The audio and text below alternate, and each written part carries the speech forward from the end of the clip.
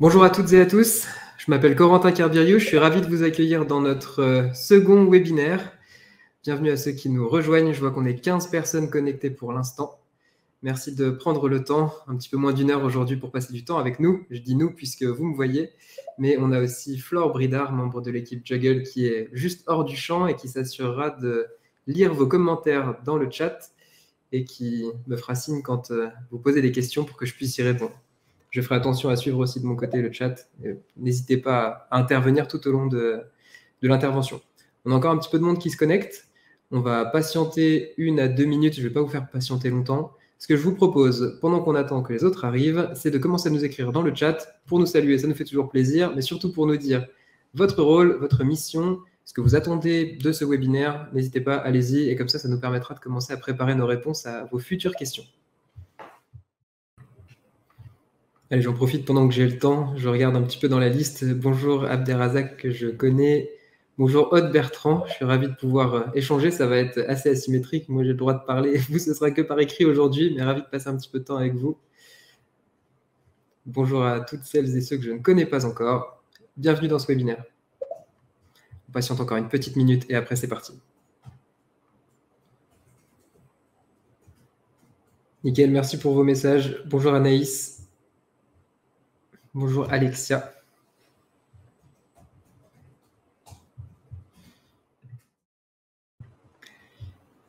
Ok, c'est parti. Il est 14h04. On ne va pas vous faire patienter plus que ça. Merci à tous de nous avoir rejoints. On a réussi à gripper quelques participants de plus. Je vois que vous êtes 21 personnes désormais. Merci beaucoup. On est très content d'avoir autant de monde aujourd'hui pour ce webinaire. Si on était tous dans la même pièce, ça serait sympathique. Malheureusement, c'est clairement difficile en ce moment. Donc, profitons de ce moment de partage. Encore une fois, on reste attentif au chat. Donc, allez-y, écrivez-nous et on essaiera de rendre ce webinaire le plus interactif possible. Ne m'imposez pas un cours magistral, s'il vous plaît. Je ne suis vraiment pas très bon dans cet exercice. Alors, je commence par me présenter. Je m'appelle Corentin Kerbiriou. Je suis président d'une société, une SAS, qui s'appelle Juggle. Je pense que la plupart d'entre vous connaissent l'entreprise. On passera un petit peu de temps à parler de nos convictions pendant ce webinaire. Et si je devais décrire ma spécialité, je suis plutôt expert en système d'information. Et évidemment, chez Juggle, pour ceux qui nous connaissent, on est représenté par une équipe de spécialistes du terrain, psychologues, psychomotriciens, médecins également. Alors aujourd'hui, on va parler de virage numérique. C'était le titre du webinaire. Prendre le virage numérique, ça veut dire aller de pas du tout de numérique à du numérique. Mais le numérique, aujourd'hui, il prend des formes très diverses et tous les secteurs, professionnels ou non, ont pris un virage qui leur était propre. Si vous n'avez pas vécu dans une grotte depuis les 20 dernières années, il est très probable que vous ayez entendu parler de transition digitale, repris avec une grande ringardise en virage numérique par le gouvernement français pour sa branche santé. La transition digitale, c'est le processus de transition d'un système géré manuellement par des hommes et des femmes, du papier, des tâches répétitives, vers un système numérique qui, par sa nature numérique, permet un calcul automatique par une machine.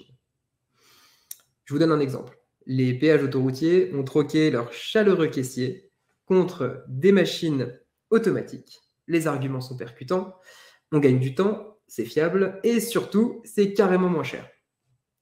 Je vais reformuler, c'est carrément moins cher pour celui qui détient le péage. J'étais un peu jeune pour payer le péage à l'époque des caissiers humains, mais j'ai cru comprendre que les prix n'avaient pas baissé avec la digitalisation. Certains d'entre vous qui sont un peu plus vieux que moi confirmeront probablement mon hypothèse. J'ai une bonne nouvelle, le secteur médico-social a déjà entamé une transition digitale il y a longtemps. En fait, quand ma chère Aurélie Clèche, chargée de mission qualité chez JB Thierry à Nancy, m'accueille, je sonne à l'interphone, le secrétariat m'ouvre le portail à distance, on s'installe dans une pièce avec un vidéoprojecteur et on démarre notre entretien. En bref, le numérique, le digital, peu importe comment on l'appelle, est déjà très ancré dans la vie quotidienne du secteur médico-social et de la santé en général. La question que j'ai envie qu'on se pose, c'est où en sommes-nous dans ce processus de transition? Est-ce qu'on en est au début, au milieu ou à la fin? Après les mots ringard, numérique et digital, je vous invite dans un nouvel univers, les points zéro. On est en train de faire tout le glossaire du post LinkedIn institutionnel / insupportable, vous m'avez reconnu. Alors on a commencé avec le zéro, pas de numérique. Et puis sont arrivées les prémices du web, ce qu'on appelait les portails. Un endroit virtuel qu'il est possible de consulter depuis un ordinateur sur Internet. On est en 1995, j'ai 2 ans et Internet se résume à un outil de consultation de pages d'information. C'est ce qu'on appelle le Web 1.0. Une dizaine d'années plus tard arrive Wikipédia, le précurseur. On est en 2005, je suis au collège, j'ai 12 ans, et je sabote l'ensemble de ma classe d'histoire en modifiant le contenu de la page Wikipédia relative à Louis XVI. Pour la première fois dans l'histoire, un collégien de 12 ans, pas du tout geek ou surdoué, vraiment je vous assure que j'étais ni l'un ni l'autre, peut contribuer à un contenu sur Internet. Très rapidement, Facebook devient une énorme mode et les réseaux sociaux fleurissent dans tous les sens. Ce monde numérique, immense, accessible et contributif, c'est ce qu'on appelle le Web 2.0. Ce Web 2.0 nous donne une illusion d'interconnexion. J'ai l'impression de pouvoir appeler mon frère en visioconférence directement de Nancy à Sydney et passer du temps avec mon neveu et ma nièce. C'est ce qu'il se passe réellement derrière tout ça, c'est que mon frère et moi, nous donnons rendez-vous sur un serveur d'Apple quelque part en Californie. Le Web 2.0 est en fait complètement centralisé et d'ailleurs dominé par des géants. D'ailleurs, le paroxysme de ce Web 2.0, qu'on appelle le 2.0 carré, c'est l'utilisation de nos données par ces géants qui, en nous voyant parcourir leur serveur tous les jours, en apprennent toujours un peu plus sur nous. Amazon anticipe nos besoins, Facebook anticipe nos amis, etc.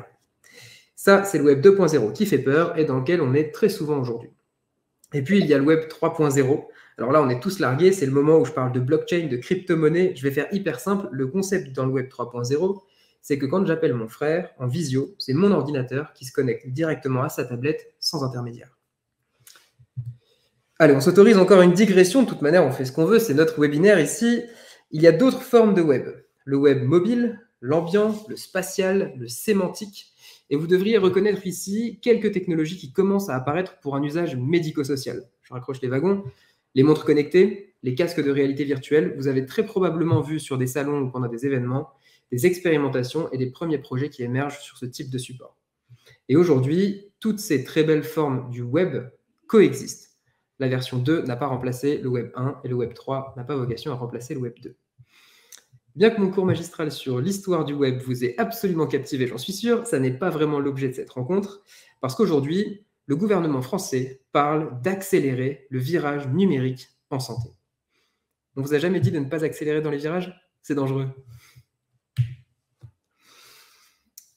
Le secteur médico-social français coûte à l'État 66 milliards d'euros par an.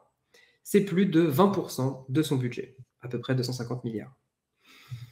20%, rendez-vous compte. Les autres secteurs de dépenses similaires, c'est l'éducation et la recherche, ou la défense et la sécurité. L'enjeu pour l'État de réduire ses dépenses dans le secteur médico-social est d'autant plus pressant que deux phénomènes montent en puissance en même temps, le vieillissement de la population et l'explosion de la prévalence des troubles neurodéveloppementaux. Alors ça, on le sait tous et on a tous vu ces graphiques, la population dépendante de structures médico-sociales pour personnes âgées va plus que doubler dans les 30 années à venir. Aujourd'hui, elle coûte 24 milliards d'euros par an. Clairement, ce n'est pas donné. Dans 30 ans, ça fera 50 milliards. Les troubles neurodéveloppementaux, dont on ne parlait pas il y a 20 ans, voient leur prévalence exploser dans tous les pays du monde, avec une multiplication dont on ne voit pas la fin. Les dernières recherches publiées dans le journal scientifique Children en 2021 évaluent la prévalence, c'est-à-dire la probabilité d'apparition, si je devais le définir très vulgairement, à plus de 15%. 15% des enfants sont concernés aujourd'hui par une déficience intellectuelle, un trouble de l'attention, un trouble du spectre autistique ou des troubles 10. Si on projette la courbe encore un peu plus loin, il est très probable qu'on atteigne les 25% dans une dizaine d'années. Alors aujourd'hui, le handicap coûte 42 milliards d'euros par an. Si on le multiplie par 2, ça fait 84 milliards. On va faire un rapide calcul mental, sans aide numérique, 0.0. 84 milliards plus 50, ça fait 134 milliards d'euros de budget. Alors on peut dire que dans quelques années, le secteur médico-social sera la préoccupation principale de l'État français. Si on force un petit peu le trait, la moitié du budget français sera consacré au vieillissement et au handicap, 134 milliards sur 250. Sauf que le budget de l'État n'est pas extensible. Et le soin des personnes âgées ou handicapées ne peut pas exclure la transition écologique ou la justice du budget français.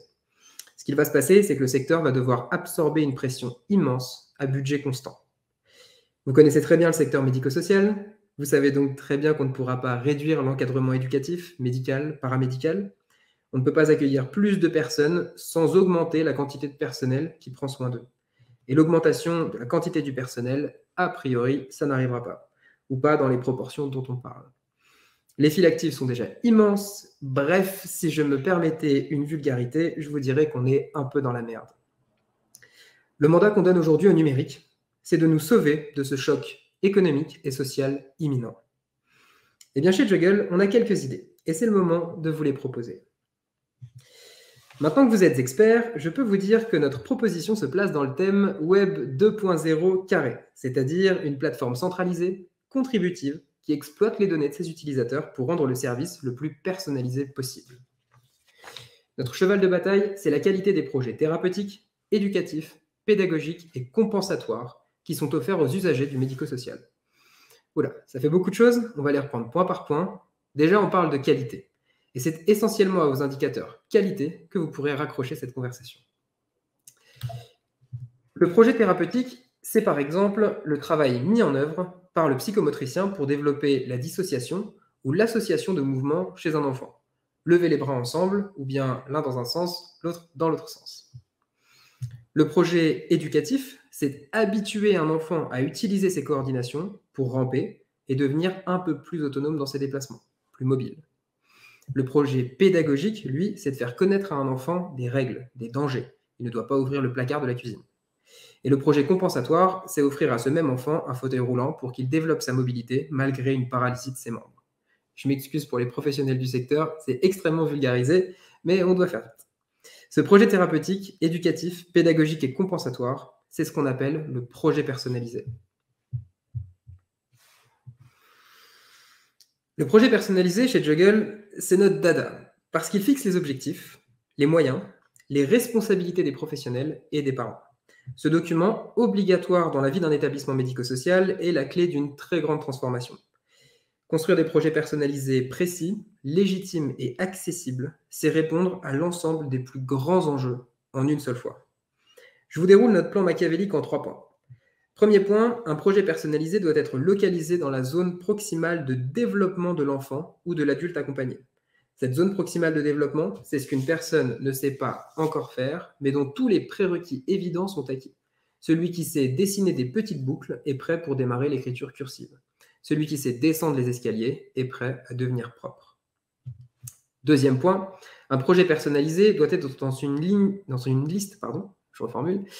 Un projet personnalisé doit être une liste d'objectifs SMART.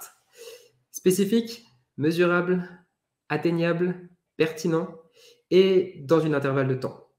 Développer l'écriture n'est pas un objectif de projet personnalisé. Par contre, copier une série de 6 boucles à l'endroit dans une interligne d'ici la fin du mois de novembre, ça, c'est un objectif SMART. Troisième point, un projet personnalisé doit être personnalisé. Apprendre l'écriture est un objectif qui peut faire sens pour un enfant et peut ne pas faire sens pour un adulte. Tenir compte des objectifs à long terme est essentiel pour garder le sens de l'accompagnement. Visualiser le chemin à parcourir permet aux différents professionnels et parents de se comprendre et de se laisser mutuellement une place. On va faire mieux que ça. Je vous montre. Je profite de cette petite transition pour répondre aux premières questions qui nous ont peut-être été posées pendant que je bascule vers une démonstration.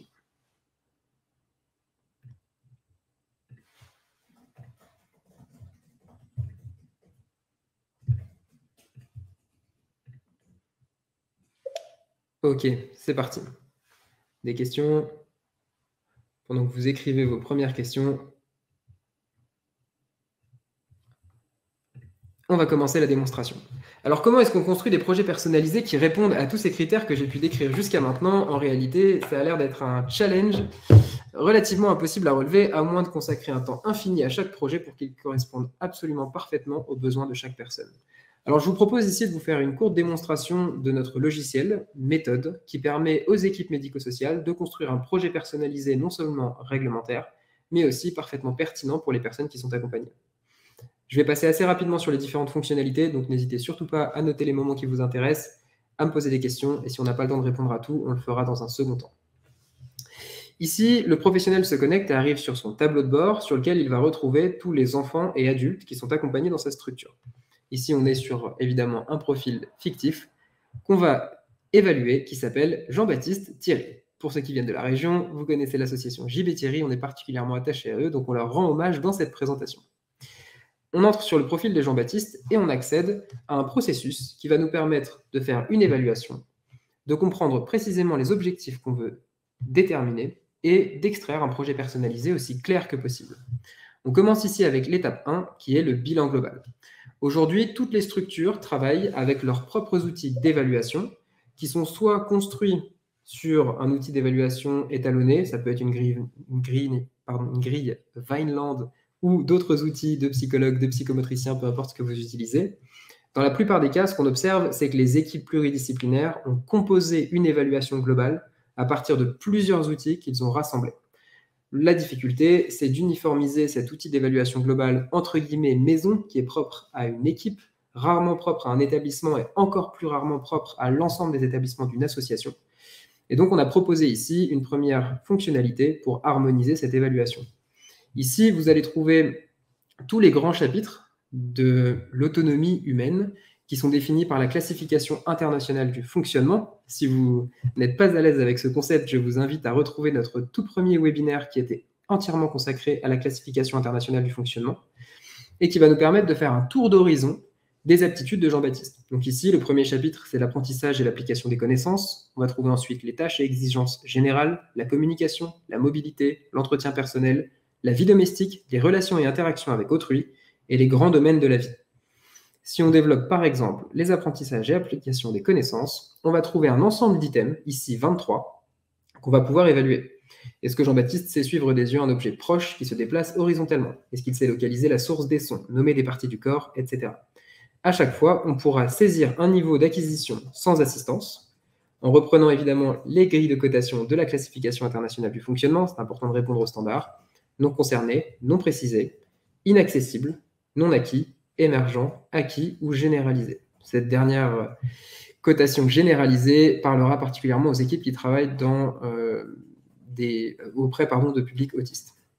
Et puis on a ici la possibilité de préciser un niveau avec assistance, si on est en face par exemple de personnes avec des déficiences motrices qui ont dans leur quotidien une assistance qui est très présente et qu'on va pouvoir renseigner.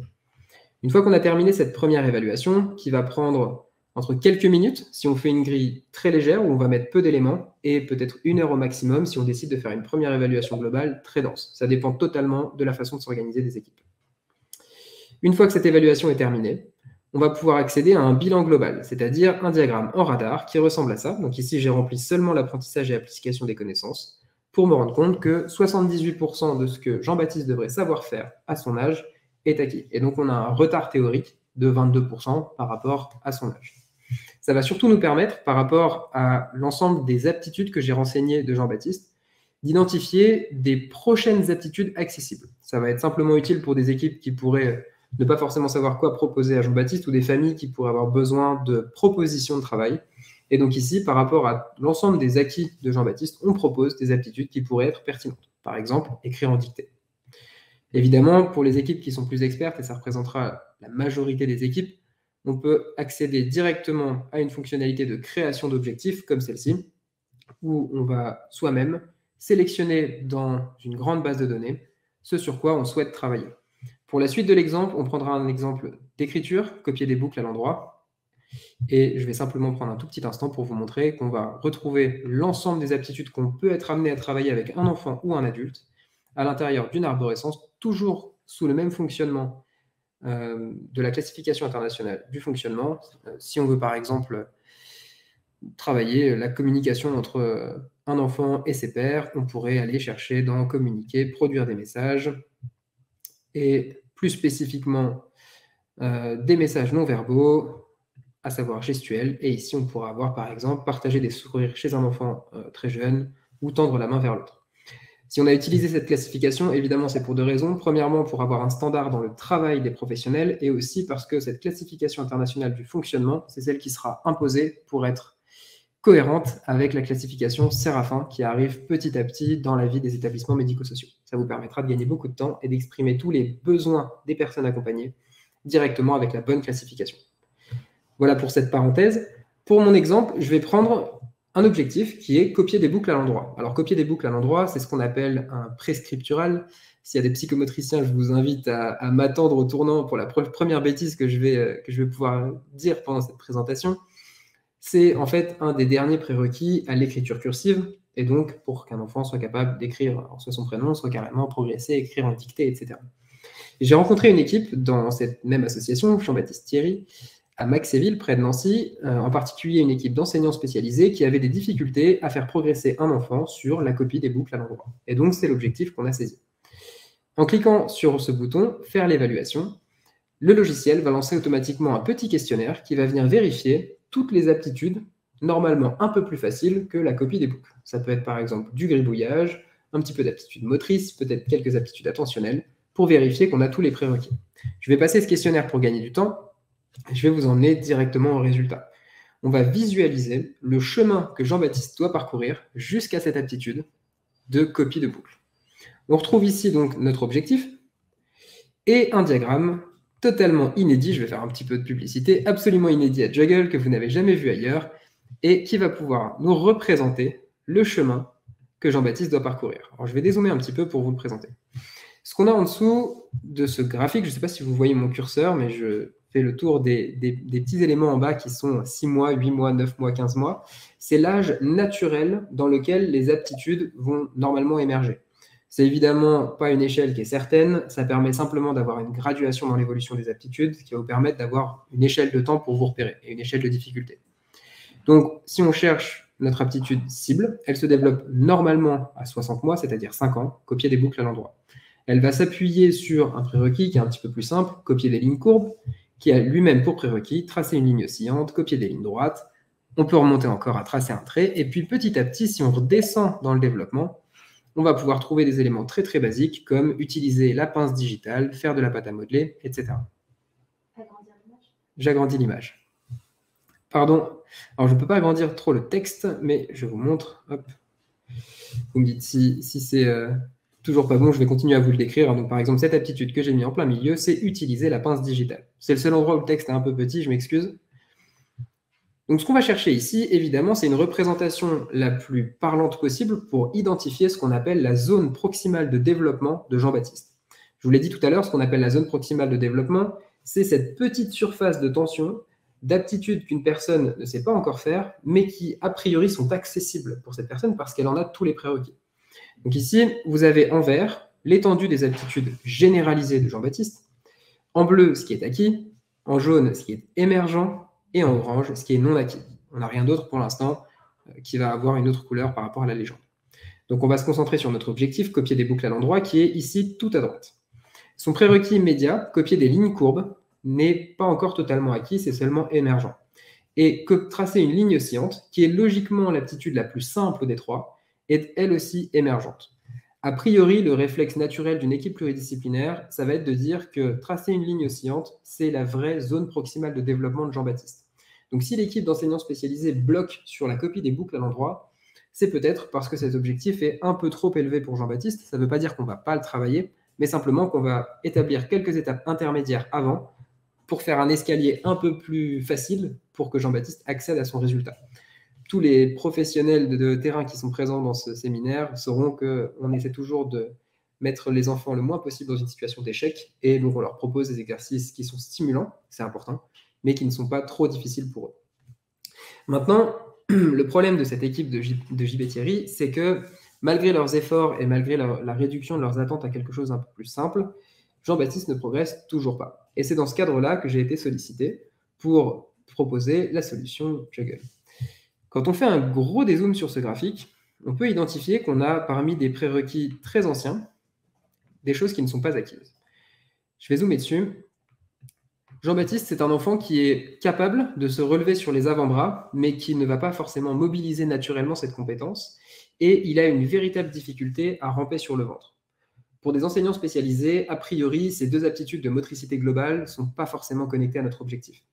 En revanche, pour un psychomotricien, c'est un prérequis qui est absolument flagrant, puisqu'un enfant qui va avoir une très mauvaise coordination au point de ne pas pouvoir ramper va avoir beaucoup de mal à avoir une posture réellement adaptée et un appui sur la table pour pouvoir écrire dans un maximum de confort et être capable de répéter des exercices comme la copie de boucle ou le début des premières lettres.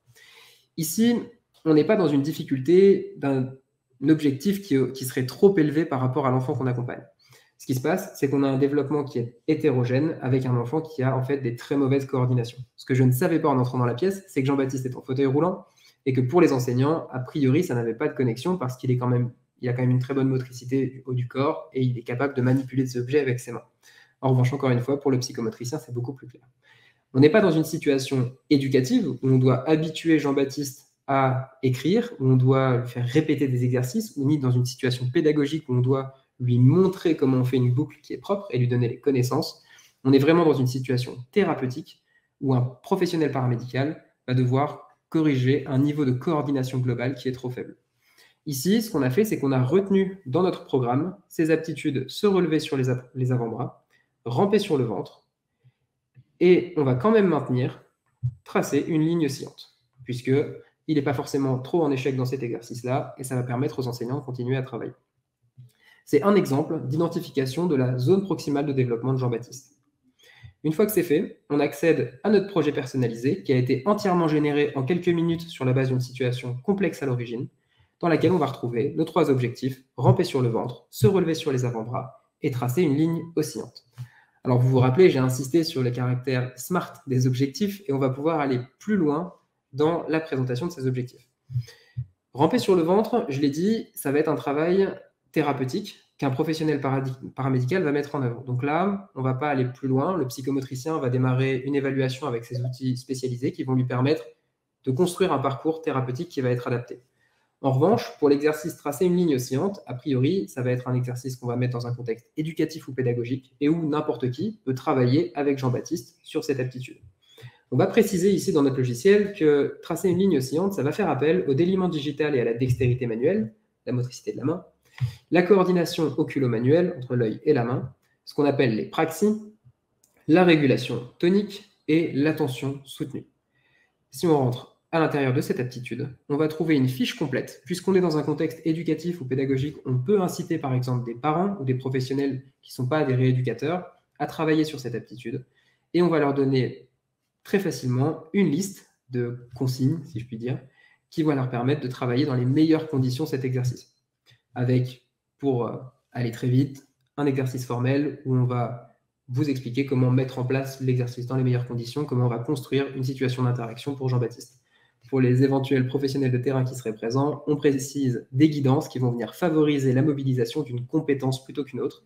Et ici, dans cet exercice, on va tourner l'exercice et les guidances pour avoir un impact maximal sur le déliement digital et la dextérité manuelle, spécifiquement. Donc, on va par exemple plus facilement soutenir la coordination oculo-manuelle ou l'attention soutenue parce que ce n'est pas forcément l'objectif final de l'exercice. Donc ici, évidemment, un grand nombre de professions va pouvoir travailler sur ce sujet. Ici, on a terminé notre petit projet personnalisé. Alors évidemment, pour l'exemple, on a pris un projet qui va être très restreint. Normalement, on va avoir plutôt une dizaine d'aptitudes à travailler dans un projet.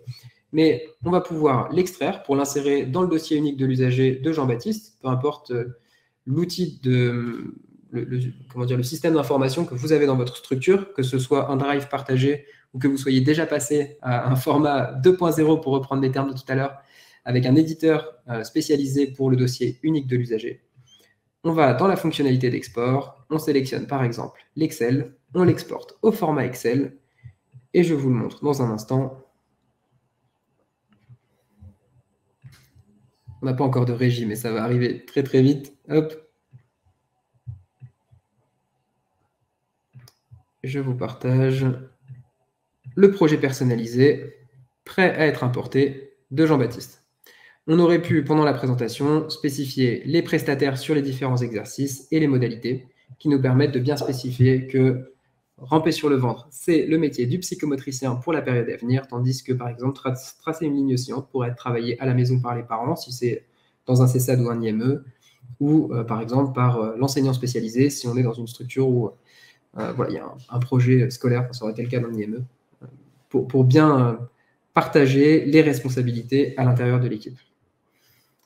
Est-ce qu'on a déjà des questions qui nous arrivent? Pas encore? Ok. Je vous invite à commencer à nous partager toutes les questions que vous pourriez avoir sur le sujet du logiciel et des projets personnalisés, démonstration.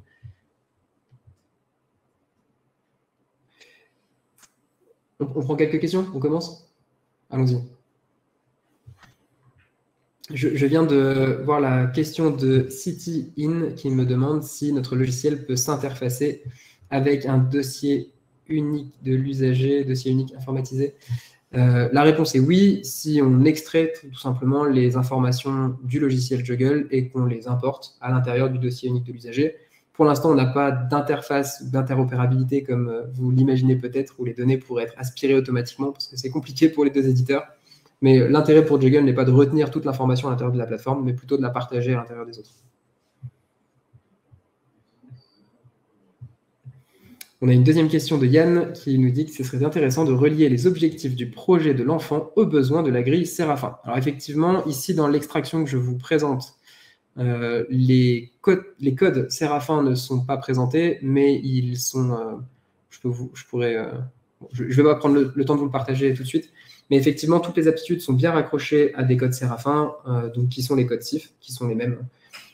Et vous les retrouvez si vous sélectionnez les options dans l'extraction, qui vous permettent d'avoir déjà tous les besoins justifiés avec les codes Séraphin, et vous pouvez mettre en face les modalités et les prestations que vous choisissez. Et ça permettra aussi à l'établissement de justifier la nature des prestations qui sont proposées et leur pertinence par rapport aux besoins identifiés. Je vais vous laisser continuer à nous adresser des questions si vous en avez. J'espère que c'est encore le cas. Et je vais revenir à ma présentation de tout à l'heure.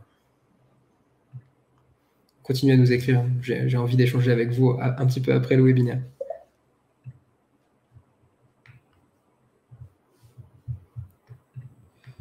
Ok, les questions nous arrivent. On les retient quelques instants. Et je reviens pour vous répondre tout de suite. Alors, le virage numérique, c'est une grande opportunité.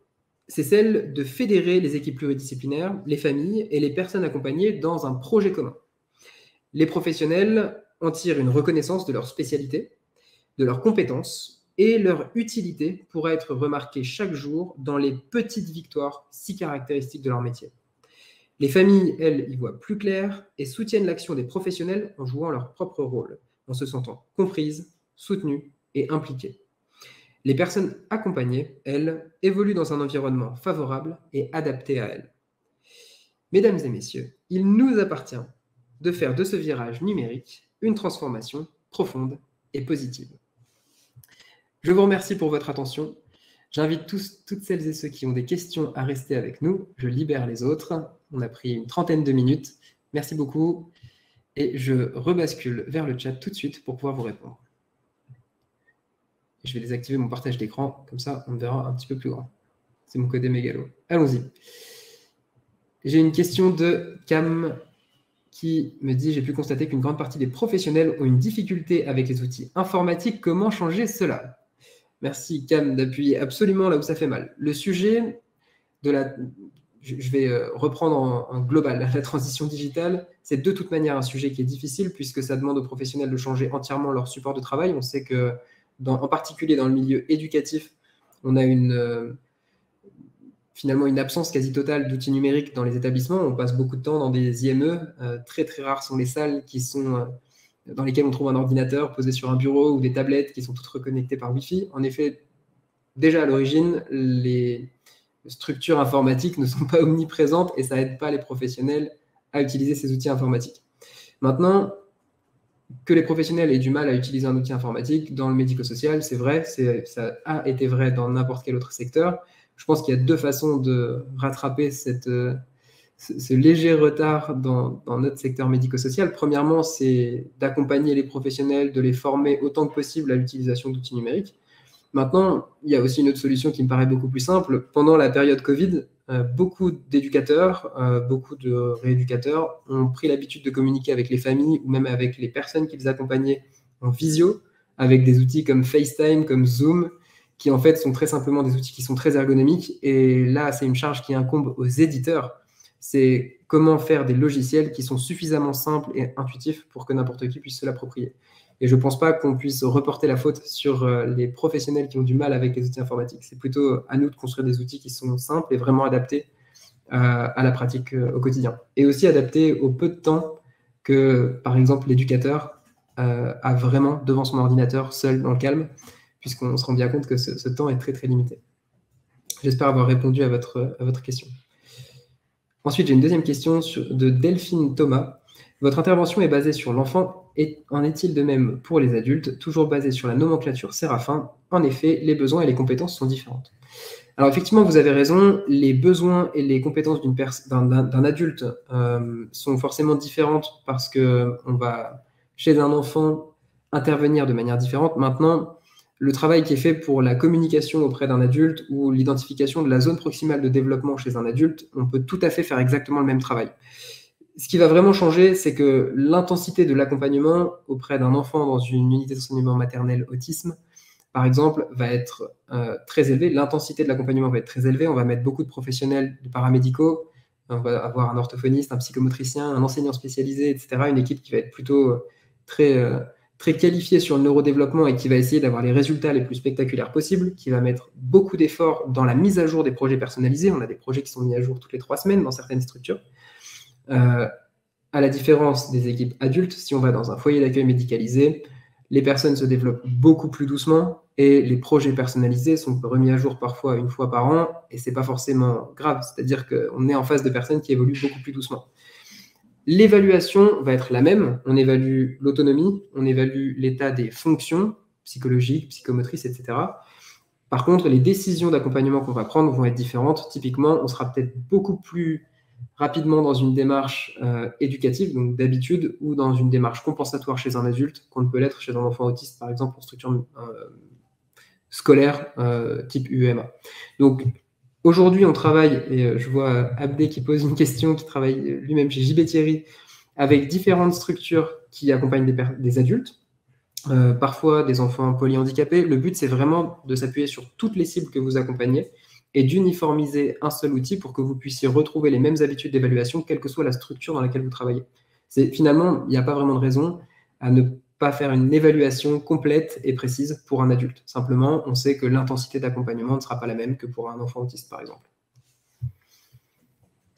C'était une réponse un peu longue, mais la question est très importante.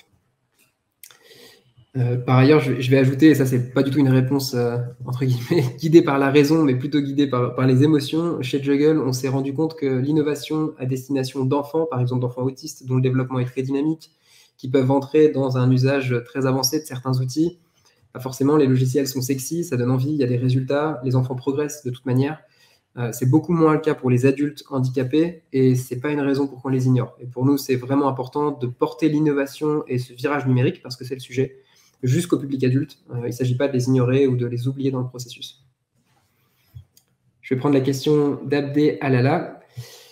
D'après mon expérience, c'est effectivement l'ergonomie qui peut être facilitatrice. On se rend compte que tout le monde ou presque utilise très spontanément des applications sur smartphone ou tablette. Alors ça, je suis parfaitement d'accord. Et certains éditeurs, si on devait prendre des exemples très très connus, un exemple par exemple comme Apple, on voit beaucoup de tablettes Apple dans les structures médico-sociales qui sont très simples à utiliser. On ne peut pas tout faire, c'est sûr, mais ce qu'on peut faire, c'est simple. Et on voit que autant des enfants que des professionnels se les approprient très facilement. À l'inverse, on avait fait un test avec d'autres systèmes qui sont plus complexes et on a beaucoup moins de résultats. Donc c'est vraiment à nous de faire attention à ce sujet d'ergonomie.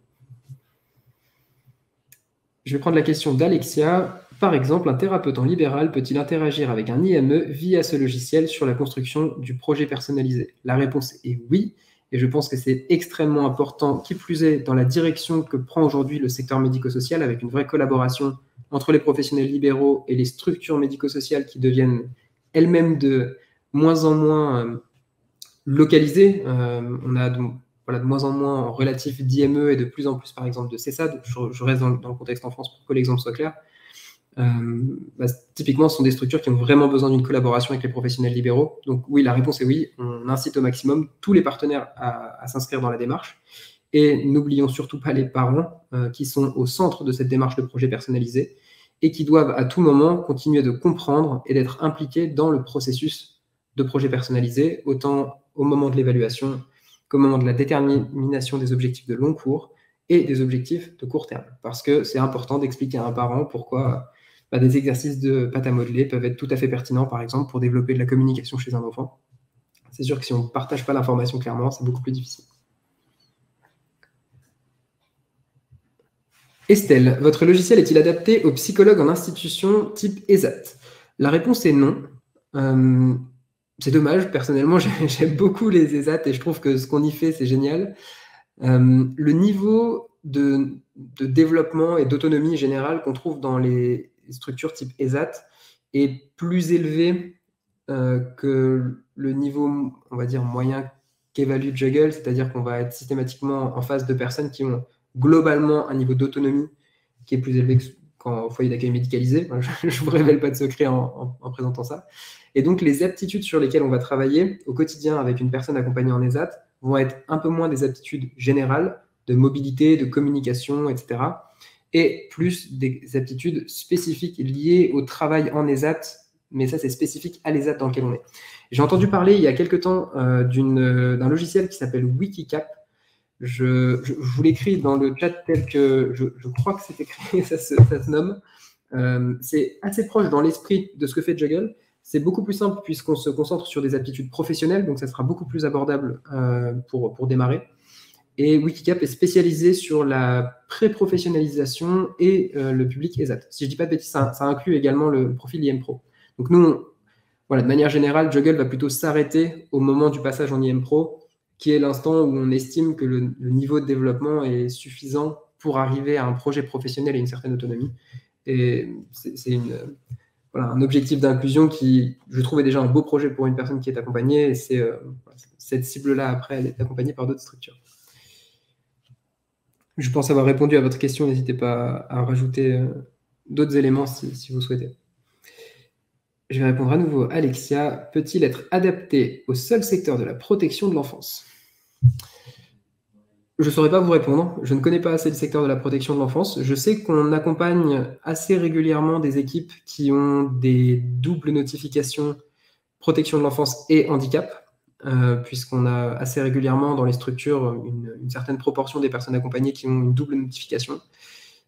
L'angle sur lequel on va adresser la problématique, c'est l'angle qu'on a aujourd'hui, donc plutôt le versant handicap, et beaucoup moins le volet protection de l'enfance. Après, si vous avez des idées, je suis preneur.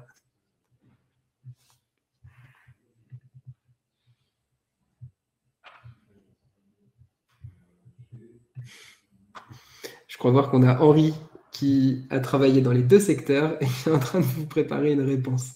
C'est parfait.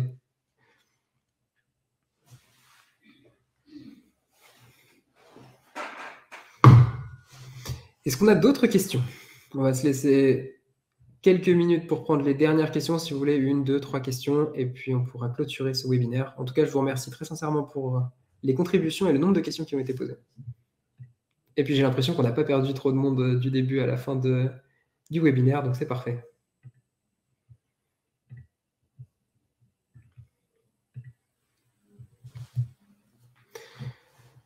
Allez, j'en profite pour faire un petit peu de marketing. Flore vient de vous envoyer un message dans le chat. Évidemment, on prend vos avis suite à ce webinaire. N'hésitez pas déjà à nous écrire immédiatement dans le chat si vous avez des choses à nous dire par rapport au format du webinaire, des choses à me dire. Et surtout, s'il vous plaît, répondez à notre enquête. On a fait un format extrêmement rapide. Au moment où vous quitterez le webinaire, vous répondez rapidement au questionnaire pour qu'on puisse progresser, s'améliorer sur la prochaine session et revenir vers vous avec un webinaire le plus intéressant possible. J'ai une nouvelle question de City In. Est-il possible d'avoir des docs sur votre logiciel? La réponse est oui. On a, je pense, votre adresse email et on vous enverra directement les informations. Je vois Flore hors du champ qui me fait oui de la tête. Si ce n'est pas le cas, je vous invite à nous écrire sur n'importe quelle adresse Juggle que vous pourrez trouver, celle de Flore ou la mienne, et on prendra directement contact avec vous pour vous proposer des documents. Merci Henri pour ta réponse.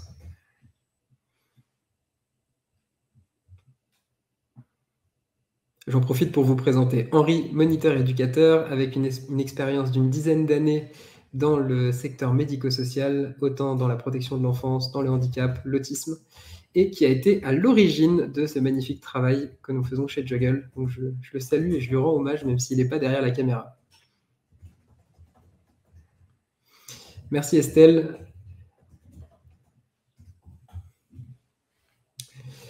Anne-Sophie, on vient de voir votre message. Zut, j'ai loupé le début de votre webinaire. Vous avez même loupé l'essentiel du webinaire. Vous allez retrouver l'ensemble de ce webinaire en replay. Si vous revenez sur ce lien, je pense dès qu'on fermera le webinaire. Il va peut-être se passer un petit peu de temps pour que ça charge, mais vous pourrez le récupérer en replay. Sinon, vous nous écrivez et on vous l'enverra. Ok, Cam, très intéressant, ça amène des réflexions au niveau de la RGPD du référent CNIL. Alors effectivement, on traite des informations confidentielles, personnelles, sur les personnes que vous accompagnez. On traite aussi des informations sur les professionnels qui accompagnent les personnes. Et donc, c'est extrêmement important de respecter la réglementation RGPD. On se rend compte en la suivant qu'en réalité, elle est assez juste et qu'elle permet surtout de donner une grande traçabilité, une sécurité des données et une transparence pour que vous puissiez savoir où sont vos données et ce à quoi elles servent. Donc, évidemment, la réglementation RGPD est centrale dans notre façon de procéder, puisqu'on respecte toutes ces règles. Si vous avez des questions sur ce sujet, je serais ravi d'y répondre. Et je pense que ça doit être un challenge tout particulier pour les structures médico-sociales qui, en fait, traitent une très grande quantité de données relativement sensibles.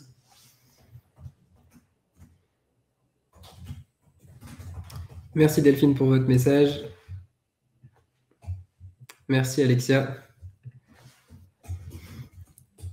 C'est parfait, je pense que j'ai plus qu'à vous remercier toutes et tous. Merci à Flore d'assurer la modération et l'animation du chat pendant que je vous ai présenté nos convictions sur le virage numérique. J'espère aussi que ça a été d'une certaine manière un petit peu divertissant et qu'on a réussi à faire un format qui n'était pas trop ennuyeux. Je prendrai le temps de répondre à tous les emails que vous nous enverrez, que vous adressiez vos emails à Flore ou directement à moi. Merci à vous pour votre attention et surtout répondez aux questionnaires qu'on vient de vous envoyer dans le chat pour qu'on puisse progresser d'une session à l'autre. Merci à tous pour vos réponses et pour vos messages. Flore, rien de plus à ajouter? On peut clôturer? C'est juste par rapport aux données, mais j'aimerais répondre. Ok, très bien. On avait une petite question de Bob Eker Sédic. Où sont stockées les données? Et bien sûr, un serveur agréé pour l'hébergement, pour les données de santé en région parisienne, sécurisé, mais on pourra vous en dire encore plus si vous nous contactez. Merci à toutes et à tous. On va clôturer ici ce séminaire. Merci sincèrement pour avoir été aussi interactif dans le chat. J'ai eu la sensation d'avoir passé un moment avec vous. Je vous souhaite une très belle fin d'après-midi, puisqu'aujourd'hui le soleil va se coucher particulièrement tôt. À très bientôt, j'espère pour un 3e webinaire. Et surtout, n'hésitez pas à nous contacter. On sera ravis d'échanger avec vous. Merci beaucoup. Bonne journée. À bientôt.